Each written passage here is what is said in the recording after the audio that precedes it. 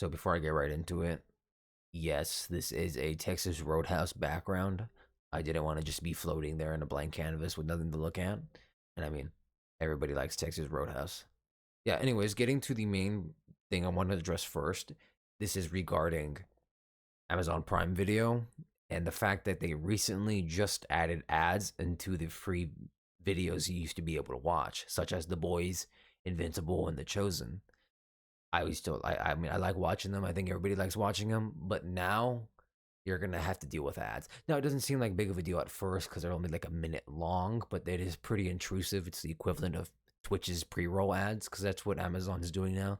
They also have pre-roll ads, and they created this problem. So here's their solution. They put it behind a paywall. $2. You have to cough up $2. And what I don't like about that $2 implementation now is the fact that people are going to go ahead and cough it up anyways. What I draw the comparison to is microtransactions in games, because essentially that $2 to get rid of the ads is a microtransaction they just recently added in a live service.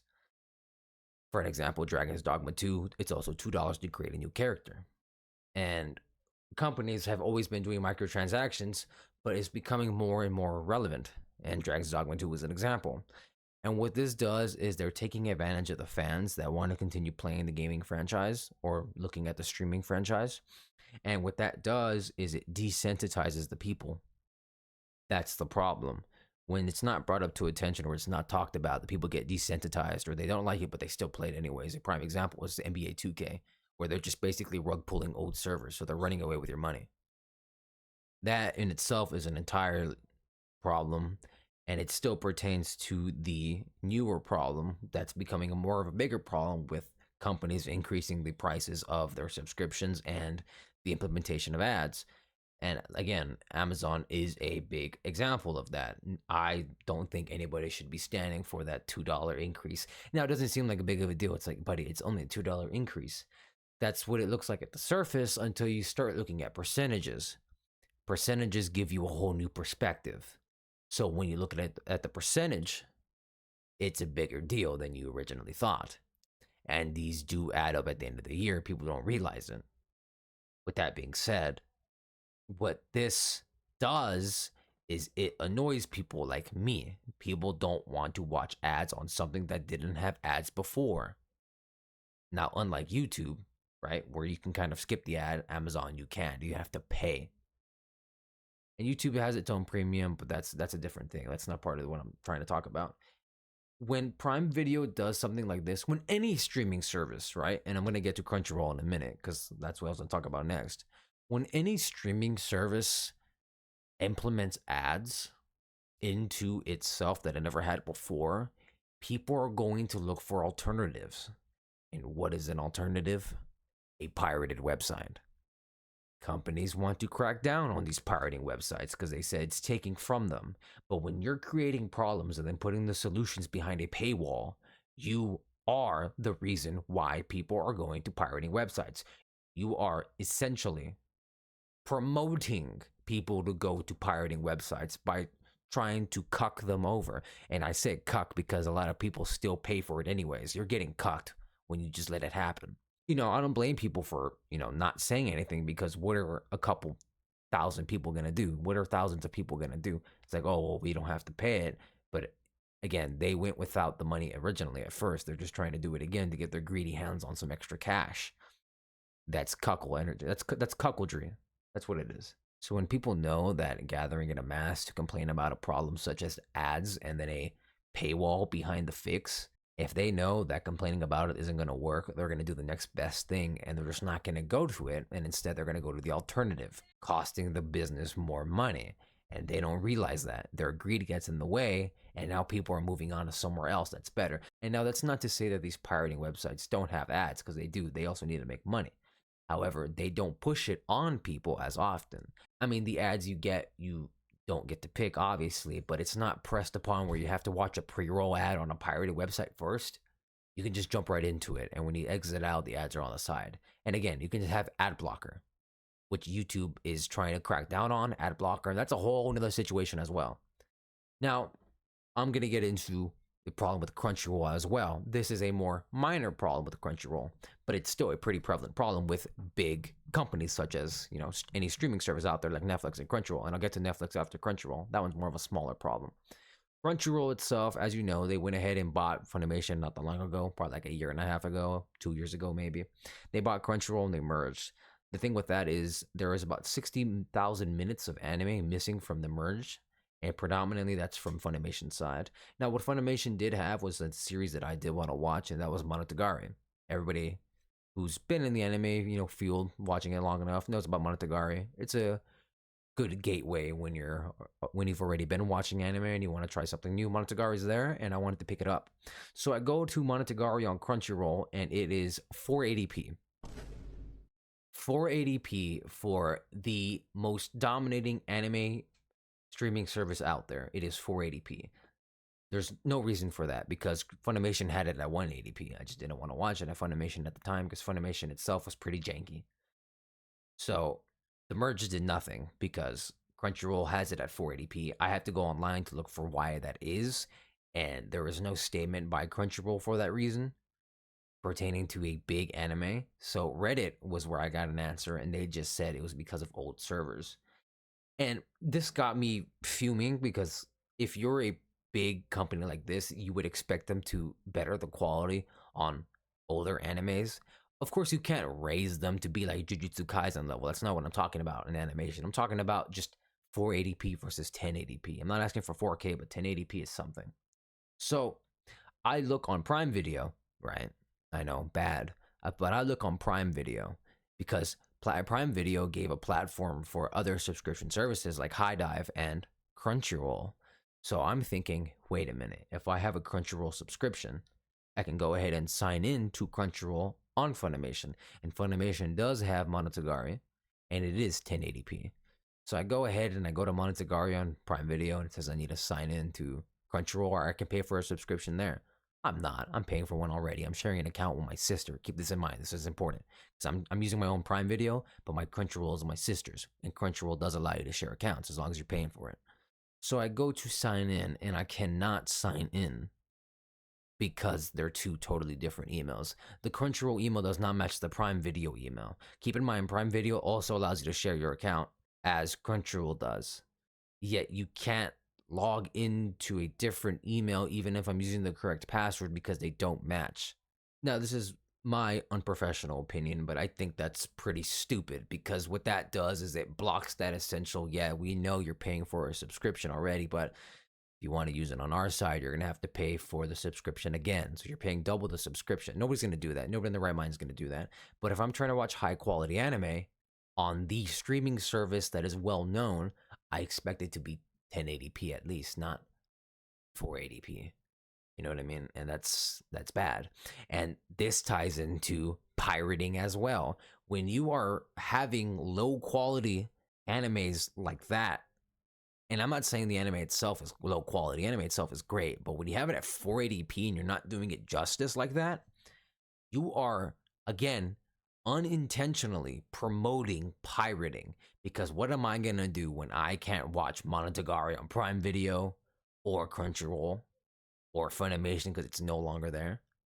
I'm gonna go watch it on a different website, and I don't care if there's ads on the side because you can use ad block and it's not pressed upon by a pre-roll.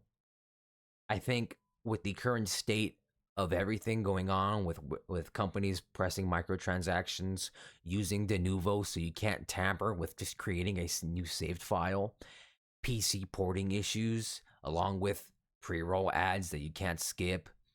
When you're doing stuff like that, whether you're gaming or a streaming service or a live service game, you are promoting pirating. You are causing a bigger problem for something you are trying to fix, and it's not working. You're digging yourself a deeper grave. And again, all of this is anecdotal. And, going to Netflix, this is another thing. And this is more minor. This is I think pretty just relevant only to Netflix. So aside from its increase in prices, along with the fact that if you're away from home for longer than a month and you try to use Netflix, it kicks you out because you're not connected to the original Wi-Fi it was first signed on. I know, kind of stupid, right? Netflix does this thing where if you go into the search bar, and let's say they don't have Frozen 2 on Netflix in America, but you search up Frozen, it's going to give you Frozen 1, Frozen 2 on the sidebar there, right? Because it's going to suggest what you're searching. You press Frozen 2 there, they don't have it. Now, what's the problem with this? Well, it's the equivalent of me asking you, hey, do you want a piece of candy? Because I have a piece of candy on me. I'm like, hey, do you want a piece of candy? And you're like, yeah. So you hold out your hand, and you're like, so where's the candy? And it's like, oh, no, I wasn't going to give it to you. I was just asking you. That's what they're doing. They're just asking you if you want to watch it. You press yes. Oh, they don't got it. Now, there could be an excuse for that, saying, well, it is available in another servers, maybe in a different region or a different country, like let's say Japan. So that's why it's recommending you it, because they do have it, just not on the where you're at, right? But that's the thing. If you're gonna recommend something to somebody where they don't have it, maybe don't recommend it to them at all, because now they're gonna know, okay, Netflix doesn't have that. They're probably not gonna have the other shows and movies I want to watch.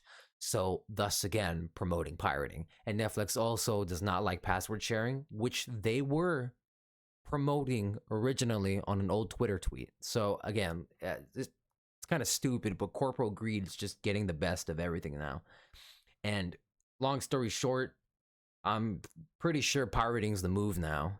And it's also beneficial, believe it or not. People like Moist Critical are open about this. He puts his comic books online as well, even though he has physical copies and he can monetize that. He puts his comic books online because he knows some people can't afford the comic books.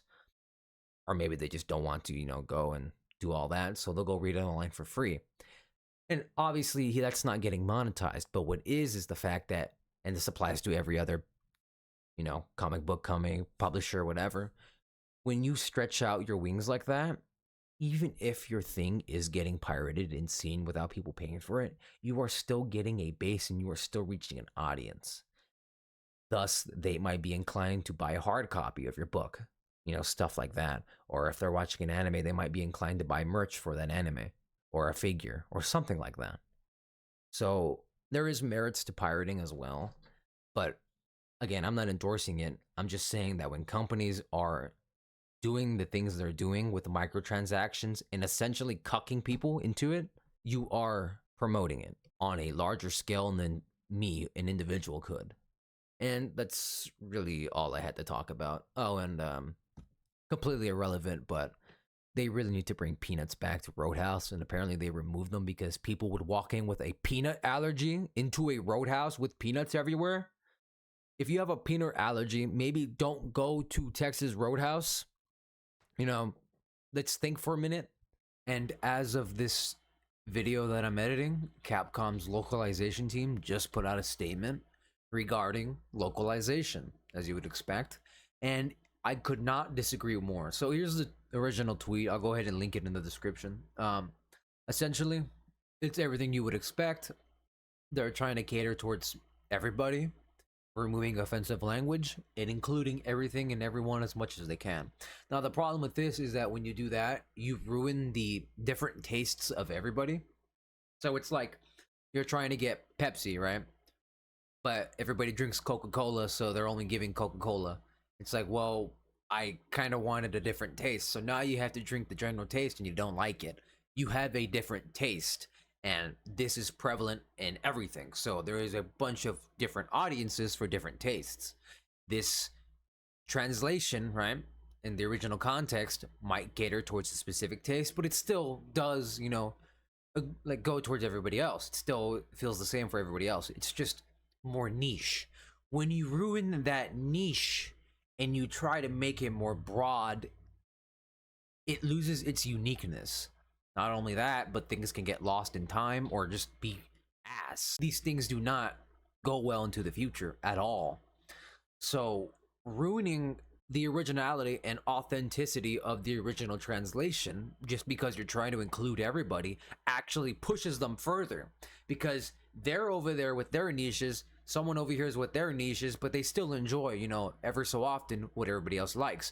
When you're taking those niches and uniqueness and you put them together to create something that everybody would like, you create more repulsion in the other direction. By trying to generalize, you are excluding more. And this ties into my rant about piracy being better nowadays because piracy tends to stick to the original translation. If somebody else is pirating it, now maybe not for games, but for anime specifically, piracy does tend to stick to the original translation as opposed to just catered audiences. Everybody knows that one popular Miss Kobayashi's translation and Sweet Baby Ink and all of that. Yeah, it's just a whole pickle. Anyways, yep, that's about it. Bye bye.